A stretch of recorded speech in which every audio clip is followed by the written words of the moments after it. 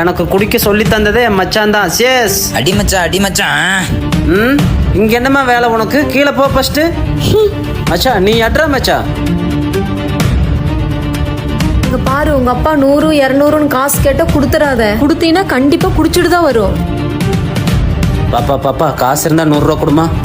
குடுக்காத, குடிக்கிறதுக்கு தான் காசு கேக்குறாரு. குடிக்கல இல்லம்மா தங்கம், டீ செலவுக்கு தான். அப்பாவுக்கு அப்பப்ப பசிக்கலம்மா. என்கிட்ட காசுலாம் இல்லை, போங்கப்பா. ஒருவேளை அப்பா உண்மையாவே பசிக்குதான் காசு கேட்குறாரா?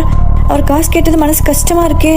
அப்பா அப்பா நான் காசு தரேன், ஆனா இந்த காசுல குடிக்க மாட்டேன்னு சத்தியம் பண்ணுங்க. ஐயோ உன் மேல சத்தியமா இந்த காசுல நான் குடிக்க மாட்டேமா. இந்தாங்க.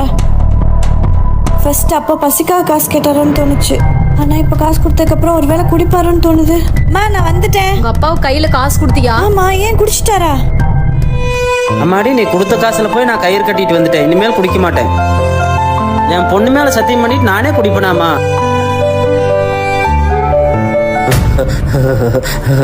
பாப்பா ஒரு 200 ரூபா இருந்தா கொடுமா. அப்பா 200 ரூபா இல்லப்பா, 50 ரூபா இருக்கு, இந்தாங்க. நான் வந்துட்டேன். ஐயோ பாப்பா, பீரோல இருந்து கொலுசு நகையெல்லாம் காணோம். நகை காணுமா? அப்பா எங்கம்மா? அப்பா எங்க? உங்க அப்பா காணோம். அப்பா!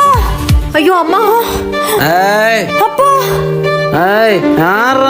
ஆரம்பத்துல உங்களுக்கு சந்தோஷத்தை மட்டும் கொடுத்த குடிதான் ஒரு குடியோட சந்தோஷத்தவே அளிக்குது. இந்த காட்சியை பாக்குறவங்க ஆரம்ப குடிகாரரா இருந்தீங்கன்னா ப்ளீஸ் இந்த குடியை நிப்பாட்டிட்டு உங்க குடியோட சந்தோஷத்தை நிலைநிறுத்துங்க.